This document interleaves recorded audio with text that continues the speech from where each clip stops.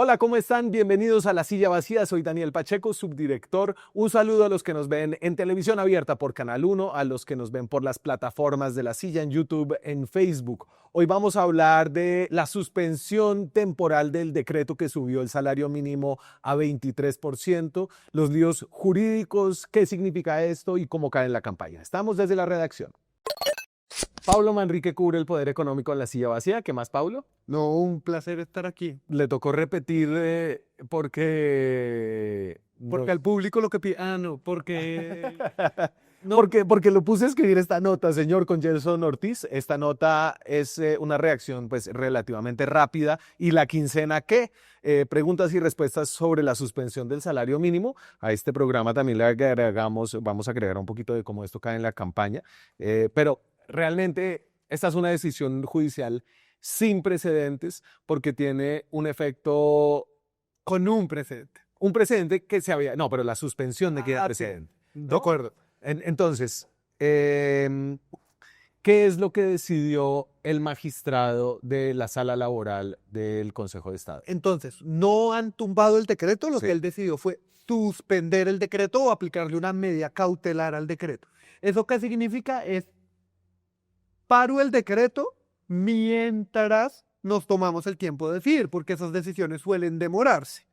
Como suelen demorarse, el magistrado le dice al gobierno, usted tiene 8 días para volver a entregarme una sustentación de ese decreto, ¿cierto?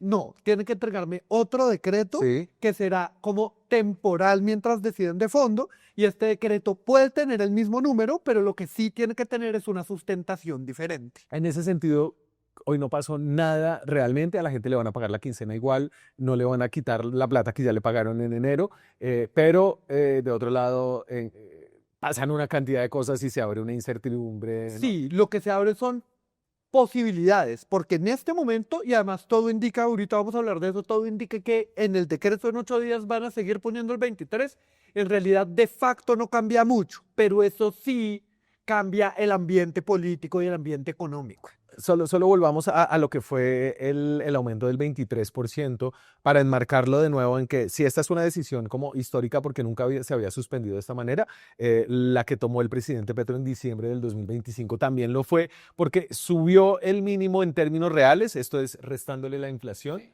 como no había pasado desde que hay salarios mínimos. Sí, no, 18%. sí, el aumento del 18% es el más grande hasta el momento. Sí. En esto, pues, el cuento que tiene el gobierno es que ya no está hablando de el salario normal, que esta es en verdad la discusión. El salario mínimo en Colombia tiene unas cosas y el gobierno se inventó un nuevo concepto que está en la Constitución que se llama el salario mínimo vital. Sí. La palabra operativa ahí es vital, y ellos lo que dijeron es lo vamos a subir así porque a mí ya no me importa la forma normal de calcular el mínimo, que es qué tan productiva es la gente y qué tanto están subiendo los precios, sino a mí me importa que la gente tenga un salario que le alcance para vivir. Sí. Esto tiene como una cantidad de aristas esta discusión. Una es la arista legal de cómo las cortes están tomando decisiones cada vez más agresivas o decididas frente al poder ejecutivo del presidente Petro, pero pues les dejo, y sin el spoiler, en la siguiente movida, Juanita León y Héctor Riveros como que van a ampliar ese tema. Simplemente aquí esto ya había tenido unos efectos sobre las expectativas de inflación y sobre las decisiones monetarias del Banco de la República, ¿no? Le pongo, esta es una gráfica que usted me va a ayudar a interpretar. Estas son las expectativas de inflación. Las dos líneas son ¿qué? Las líneas puntuadas. Entonces las dos líneas, la línea naranja y la roja, son cuánto esperan los analistas que sea la inflación en 12 y en 24 meses. Lo mismo que decir cuánto esperan que sea la inflación en un año Sí. y en 2 años. Ahí, ¿qué nos está mostrando? Lo que nos está mostrando es que esperan pues, los expertos en términos de inflación, y lo que uno ve es cuando el COVID las expectativas suben un montón, Sí.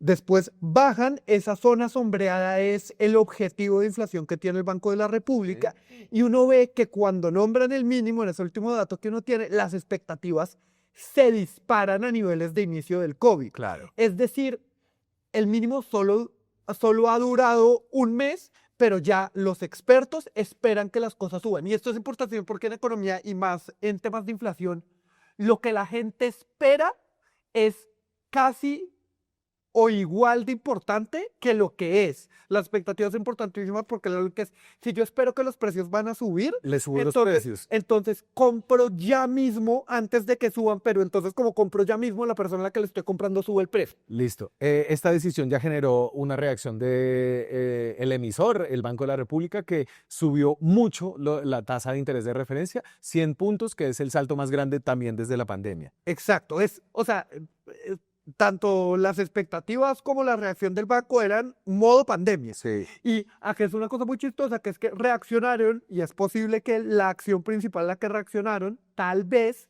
ya no suceda cuando si la Corte decide tumbarlo, si el gobierno cambia el decreto. Entonces vamos al auto del magistrado del Consejo de Estado. El nombre del magistrado usted lo tiene en la memoria, creo que se me está pasando, pero ya me lo van a soplar por acá.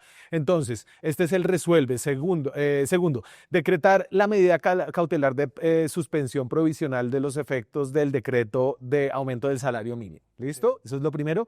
Tercero, a título de medida cautelar, ordenar a las entidades demandadas, es decir, el gobierno, que dentro de los 8 días calendario contados a partir del día siguiente a la notificación de esta providencia, realicen, expidan y publiquen un decreto en el que se fije el porcentaje transitorio de aumento del salario mínimo legal para el año 2026 y en consecuencia el valor total del mismo para esta vigencia. Entonces, ahí lo que el magistrado Juan Camilo Morales dice es, uno, lo voy a suspender, Sí, que eso no es lo mismo que tumbarlo, sí. es suspenderlo mientras tenemos una decisión y le doy al gobierno 8 días para que me digan durante la suspensión cuánto va a ser el mínimo y lo más importante es que en ese nuevo porcentaje que puede ser el mismo, tiene que justificar con la ley. Entonces, si quieres, Entonces, fíjese, vuelvo a ese mismo, porque ahí entonces le dice, para la determinación de dicha cifra, el gobierno nacional deberá atender y aplicar la totalidad de los criterios económicos y constitucionales previstos en el inciso segundo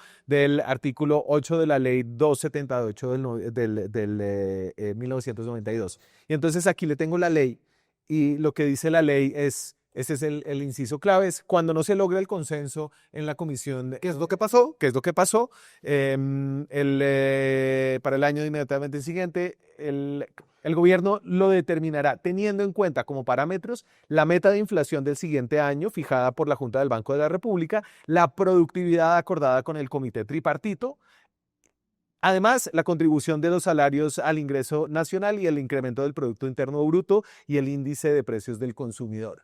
Listo. Entonces, ahí hay dos cosas clave. Primero, que listo una serie de cosas importantes rápido. Cuando habla de IPC, lo que me importa es la inflación de ese año, lo que me importa es cuándo creció la economía y lo que me importa es qué tan productivos están siendo los trabajadores. Todos esos indicadores hacían que el 23% fuera una cifra insostenible. Sí, ahí hay una discusión súper interesante que si ven la ley dice tener en cuenta. ¿Qué es tener en cuenta? Que es un poquito el argumento de, acá no me están dando una ecuación exacta, por ejemplo, las empresas sí tienen una ecuación exacta, que es coja la inflación y súmele la productividad, Sí. que daría 6% para este año. La ley es un poquito ambigua aposta para darle margen de maniobra al gobierno, pero lo que nos dice, por ejemplo, Mauricio Salazar del Observatorio Fiscal de la Javeriana es que sí, claro, me da generalidades, pero yo no tiene que ser muy creativo con la aritmética. El gobierno podría decir, multiplico por 3 la inflación, le resto 1, le sumo y entonces Sí. me da 23%, pero ya sería ser un poquito torturador de los números. Claro, porque con la inflación y productividad no daba ni siquiera 6%, o daba 6 y pico. Daba 6, 6. Y el gobierno se fue a 23. Los sindicatos pedían 17. 17 y Jorge Iván González, que es un economista de izquierda, decía, si usted tiene en cuenta el crecimiento y tiene en cuenta la escuela keynesiana, que es la escuela de la que dice ser Petro, debería ser 13. Es decir, ni siquiera en los parámetros técnicos de las otras personas cercanas ideológicamente al gobierno cuadraba el 23. Pequeño recap, resumen, no pasó nada. En realidad, el mínimo va a seguir siendo del 23% hasta que el gobierno expida un nuevo decreto en el que se espera que También sea el 23%. ¿Por qué decimos eso? Porque esto fue lo que respondió el presidente Petro en un largo trino. Por respeto al magistrado, el ministro de Trabajo hará una reunión de concertación de inmediato. El decreto ya expedido tiene todos los criterios económicos que se han reflejado en él, insiste el presidente. Y después afirma, creo que el segundo pedazo de este larguero, que él va a volver a aplicar la visión de salario mínimo vital de acuerdo a la Constitución. ¿Cómo llegó el gobierno a este 23%? Entonces, ahí, cuando habla de la Constitución, habla del artículo 53 de la Constitución. Ajá. El artículo 53 de la Constitución habla como de los derechos laborales, pero en una parte dice que el salario debe ser vital. Y entonces, de ahí Petro se amarra para usar un concepto de la Organización Internacional del Trabajo, un organismo internacional de la ONU, Sí. que dice no deberíamos centrarnos en el mínimo, sino en el salario mínimo vital, que es esto que hablábamos al comienzo, que es el salario que aguante para vivir. Sí. Y entonces acá el cálculo no tiene que ver ni con productividad, ni con inflación, ni con PIB. Tiene que ver con dos datos. Y literalmente el cálculo sacado del informe de la OIT es dividir un dato por otro. Entonces los datos son, usted coge 3 millones y lo divide por 1.5, le da 2 millones de pesos. Ok.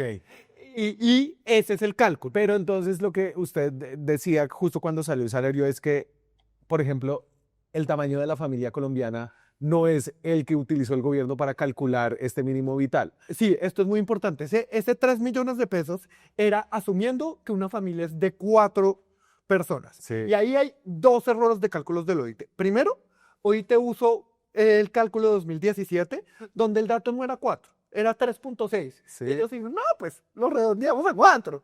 Entonces ese fue el primer error. Y el segundo es que fue de 2017 Sí. a 2025, con la GIH, el tamaño promedio de los hogares es de 2.5. La GIH es la encuesta de gastos de los hogares. Sí. Del DALE.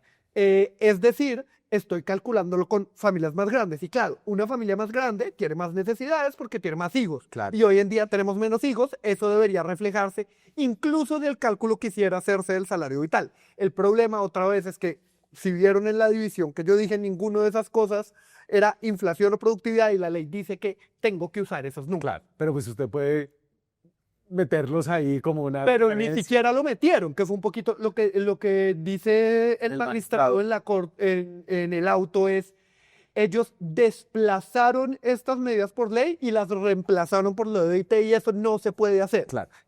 Creo que es clave decir que quienes demandaron este decreto son, primero, varios gremios como de empresarios, FENALCO, que es el gremio de los comerciantes, con el que el presidente ha chocado políticamente. Entonces, ahora entrémonos como en la pelea política, que lo que ha pasado es realmente como casi que más sorprendente que la suspensión del salario, y es que casi todos los candidatos están pidiendo que lo mantengan al 23%, incluso los que se preciaban de ser los más responsables fiscalmente y Sí, más ortodoxos. Que es un poquito lo que hablábamos ayer o antier del tema del populismo económico. Es, usted técnicamente es muy difícil justificar este 23, pero es que políticamente decir, no, yo no quiero que le paguen más a la gente, es un, pues es Claro, igual nos tendríamos que ir al otro programa que hicimos sobre el salario mínimo que realmente beneficiaba a mucha gente, pero a la mayoría no, porque la mayoría o no se gana el salario mínimo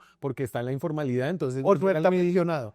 o no está pensionado, o además de eso gana más y pierde poder adquisitivo con la inflación que se le va a tragar lo del salario. Pero bueno, ese se los dejo por ahí, está en nuestra lista de YouTube. Vamos a las repercusiones políticas. Creo que al gobierno y a la campaña del pacto histórico, pues esto le cae De perlas. de perlas. Así lo dice Iván Cepeda. Por primera vez en Colombia hay un salario ajustado a la Constitución. Es una falacia decir que los aumentos de lo que se ha llamado hasta ahora salario mínimo terminan por generar recesión económica y por debilitar la economía. Todo lo contrario, este gobierno ha demostrado con creces que el aumento en el salario mínimo ha tenido un benéfico efecto sobre la economía del país. Así que esto no va a pasar inadvertido, hay que decirlo con claridad, nosotros llamamos a la movilización. Me gusta porque primero casi nunca escuchamos a Iván Cepeda hablar de economía y se está alineando totalmente con la mirada última del presidente Petro, que es la mirada de un populista económico alejado de los consensos, incluso de los economistas de izquierda. Sí, ahí como dos cosas claras. Primero, lo que dice que es un poquito alejado de los consensos económicos, tanto de izquierda como de derecha, que es ustedes dicen que subir el mínimo afecta a la economía y la inflación. Está probado que subir el mínimo afecta a la economía y la Pues ya la inflación. empezó a... Ya la empezó a afectar. Y sí, uno puede decir los años pasados, pero es que es comparar peras con una montaña de peras. O sea, comparar un aumento del 7 real con un aumento del 13 real no tiene... Del 18 Del real. 18 real no tiene ningún sentido. Tampoco sentido que lo confundí con el 13. Pero lo otro que dice que es un poquito la ñapa política es estamos llamando a la movilización social. Sí. Ellos están usando esto también como una forma de movilizar a sus bases. Y es que empata con la narrativa del gobierno de todo lo que no pudo hacer. Todo lo que no pudo hacer, dice el gobierno, no es porque tuve más de 60 ministros, ni porque los echaba cada 2 días, ni porque tengo funcionarios cada vez menos competentes, sino porque no me han dejado. No me dejó el Congreso y ahora no me dejan las Cortes, ¿no? Entonces esa es como la narrativa del bloqueo institucional. Pero, y aquí lo más sorprendente es cómo están en problemas todos los demás candidatos, incluso los que promovían un poco la sensatez económica. No va a pasar nada, estamos en un periodo de espera hasta que el gobierno emita un nuevo decreto, solo para recordarle a la gente que esto no tiene efectos inmediatos. Si usted, La quincena va a llegar si igual. usted le van a pagar la quincena hoy porque hoy es el viernes más cerca de la quincena, fresco que se la van a pagar. Listo, entonces decíamos como esto le cayó de perlas al gobierno. Pero a la gente de derecha como que los pone en una situación muy incómoda. Porque es que cuando salió el mínimo, mucha de esta gente decía, no, esta gente no es técnica, no lo hicieron. Pero ahora que tienen la posibilidad de decir, sí, bájenlo, no quieren darse la pelea claramente porque no les da réditos. Entonces un poquito, creo que lo que vamos a ver ahorita es ellos haciendo un poquito como de gimnasia mental. Aquí va la gimnasia sin estiramiento, sin calentamiento, y hay a varios a los que se nota que les duele. Le propongo a los miembros de la Gran Consulta por Colombia, a los 9 candidatos, que hagamos un acuerdo político para que no se eche para atrás el incremento del salario mínimo, pero que al mismo tiempo defendamos a los empresarios, a los empleadores, para que lo puedan pagar. Eso quiere decir bajarles la carga tributaria, bajarles los impuestos para que ese salario se pueda pagar. El Consejo de Estado ha sido sabio queriendo discutir de fondo los impactos macroeconómicos y especial protección del trabajo que tiene este decreto y acataremos la decisión que se plantea. En el Centro Democrático, nuestra candidata Paloma Valencia, todos nosotros no nos hemos opuesto ni nos opondremos al aumento del salario mínimo. La decisión del salario mínimo es una decisión tramposa, es una decisión engañosa, porque a través de la inflación se pierde toda la posibilidad de adquirir bienes y servicios, de tener plata en el bolsillo. Los empresarios micro y pequeños, que son el 95% de los empresarios de este país, que son los que sostienen la economía del país, están asfixiados por las cargas tributarias. Les hago un llamado urgente a los empresarios. Por favor, paguen la quincena con el aumento fijado. Estoy segura de que vamos a encontrar un camino. Ahora pensemos en los trabajadores. ¡Qué infamia! ¡Qué infamia! Así no se puede jugar con ellos, claro. Hacen un decreto chambón con fines electoreros y se lavan las manos en este gobierno corrupto. Son destructivos. Entonces, ¿Cárdenas? A ver, Mauricio Cárdenas, exministro de Hacienda 6 años de Juan Manuel Santos. Un poquito como el bastión de la tecnocracia, el economista de larga data, muy técnico, datos. Sí. Sale a decir que toca mantener el del 23. Pero, es decir, ¿cuántos votos? Mauricio Cárdenas no está arriba en las encuestas, hizo una campaña interesante, pero qué necesidad. O sea, siento que se está traicionando un poquito a sí mismo. Eso es lo que pasa cuando la gente se lanza a la presidencia. Bueno, ahí entonces, Oviedo Galán, un poco apoyando al Ahí Consejo de siento Estado. que hay como dos grupos. Están la gente que es un poquito más como fiel a su línea original y dicen, toca mirar, no salen de una a decir, no lo bajen, que son Sí. Oviedo y Galán. Oviedo mucho más fuerte que Galán diciendo, bueno, no, ambos, diciendo como, no, miren, es que esto también afecta a mucha gente, esto tiene unos impactos muy graves, Sí. pero uno ve a Uribe y después a Paloma en un video hablando ella también. Primero habló Uribe por Paloma y después habló Paloma por ella. Paloma, y a Cárdenas y a Vicky un poquito diciendo, no, dejémoslo, porque asumo yo, sienten que es importante electoralmente, pero le agregan una cosita para no perder a la otra parte de su electorado, que son las empresas, que es que hagámoslo, pero entonces le tenemos que bajar Sí. los impuestos a las empresas. Creo que entró también Sergio Fajardo aquí en las reacciones. Vamos a ver qué es lo que dice Fajardo. Y lo que está diciendo el Consejo de Estado es hágalo bien, escriba las razones, presente las razones para que se pueda expedir de manera juiciosa. Eso es lo que tiene que hacer, pero este gobierno está improvisando. Entonces sube el salario y seguro que muchas personas están beneficiadas. Se puede discutir, los sindicatos no pedían sino hasta el 16%, pero si se sube el salario y no se piensa en las personas informales, en las implicaciones que va a tener para muchos sectores de la vida en Colombia, entonces algo que es positivo para un grupo de la población termina siendo negativo. Háganlo bien. ¿Qué entendió? Sí. ¿Cuál es la posición de Fajardo? Háganlo bien, pero no Háganlo, entendí. o sea, como, pero siento que eso es por lo menos una posición menos jugada que la de Cárdenas. Lo que él dice, que es un poquito lo que dice el Consejo de Estado, es, a mí no me interesa el porcentaje exacto, Sí. lo que me interesa es que haga muy bien la tarea. Una metáfora que me daba, no me acuerdo cuál fuente es, sí sabe en el colegio cuando usted le dice que usted tiene que aprender el método y usted el examen lo tiene que hacer con el método que le dieron en clase y no importa el resultado, lo que le importa es que usted haga bien el método que le enseñaron en clase. Es exactamente eso. Acá la decisión del Consejo de Estado y un poquito la posición de Fajardo, que es la misma, es el problema es el porcentaje, el problema es que usted se lo sacó de la manga.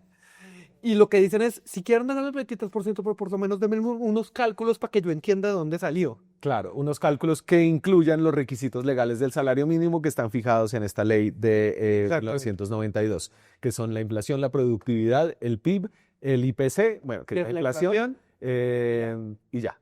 Y en ese pedazo no estaba lo del salario mínimo vital, aunque el mínimo vital sí está De la dentro Constitución. está en la Constitución y está dentro de esa misma ley, dentro de las consideraciones que debe tener la comisión tripartita, que va a ser un poco donde se vuelva a centrar la conversación, donde se sientan los empresarios, representados por la ANDI, por la SAC, por FENALCO, creo que también está, los sindicatos y el ministro de Trabajo. Pablo, para cerrar, ¿qué estamos viendo hacia adelante? Entonces, como esto queda como abierto, entonces, ¿cuáles son las cosas claves hacia adelante? Entonces, fechas claves hacia adelante, el 24. El 24 es cuando se cumplen 8 días.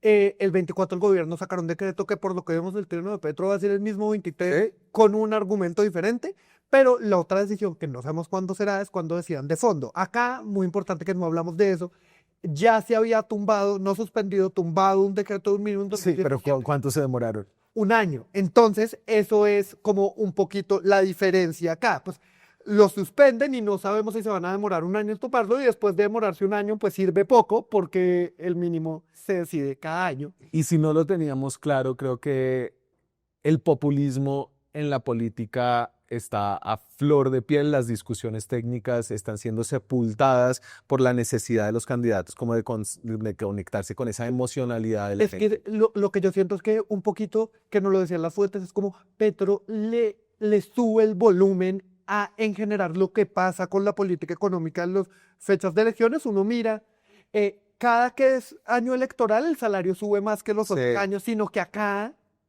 exageraron. Claro. Y es un poquito como eso, como el gobierno está haciendo lo que hacen los otros gobiernos de usar la política económica para hacer campaña, pero Claro. subido 100 decibeles. Los antecedentes de eso, al menos en el continente, han sido hiperinflación, pérdida de poder adquisitivo y default. Pablo Manrique cubre el poder económico en La Silla Vacía. Muchas gracias, Pablo, por pasar por acá. Nosotros nos vemos esta semana con más contenido aquí en La Silla Vacía. Muchas gracias por pasar por aquí. Chao. Hacer periodismo independiente cuesta. Cada suscripción a este canal nos permite financiar historias que revelan patrones, intereses y otras dinámicas de poder que otros no cuentan. Suscríbase y sea parte de la comunidad que apoya a La Silla Vacía.